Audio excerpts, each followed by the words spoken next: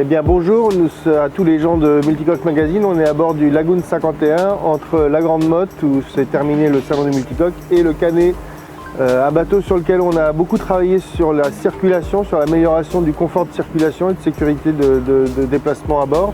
Mais pas seulement à bord, aussi en termes d'embarquement et débarquement du bateau. On a travaillé sur la forme des jupes et vous verrez quand on regardera le détail, c'est assez original par rapport à ce qui se faisait jusqu'ici. Ça permet à la fois un accès à bord et un débarquement très facile, mais aussi une super grande plage de bain, donc un endroit où, bien sûr, au mouillage, on passe beaucoup de temps.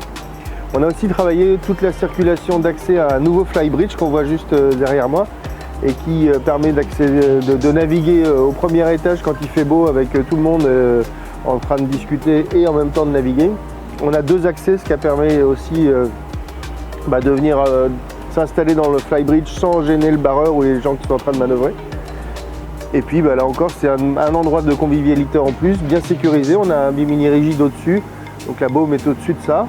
Et ça permet évidemment d'y passer du temps, pas seulement en navigation, mais aussi bien sûr au mouillage. Quand on peut prendre l'air frais à l'ombre, c'est un super endroit.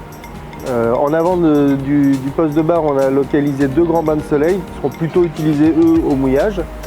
Et puis sur ce bateau-là, on a travaillé aussi notre empreinte carbone et sur ce bateau, on a souhaité commencer à utiliser de la fibre de chanvre, des résines biosourcées, des tissus de céleri eux aussi biosourcés ou éco-sourcés ou recyclés.